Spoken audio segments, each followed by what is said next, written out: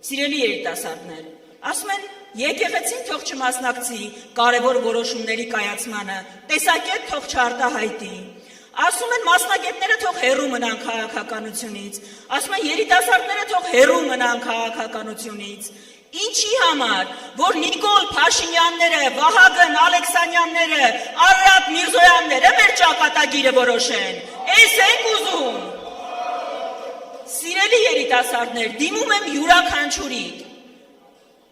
Ոնց կարող ենք մենք մեր ապագան վստահել այս թիմին։ Ես գիտեմ, որ ձեզնից շատերը իր սեփական շանը կամ բույսին չի վստահի այս թիմին։ Ոնց ուրեմն մեր պետության ապագան կարող ենք վստահել։ Կարող ենք։ Չենք կարող։ Դրա համար ենք ասում։ Կիրակի օրը ընդամենը 2 օր անց ճակատագրական ընտրություններ են։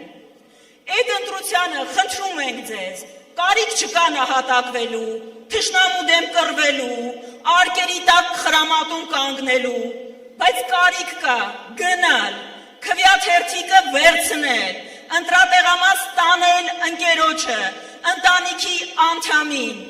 ու քվեարկել, ու քո քվեով մերժել ես իշխանությանը, քո քվեով նոր արշալույս բացել Հայաստանի համար, որովհետև կամ մենք, կամ իրանք, մենք չենք կարող ընտրել իրանց,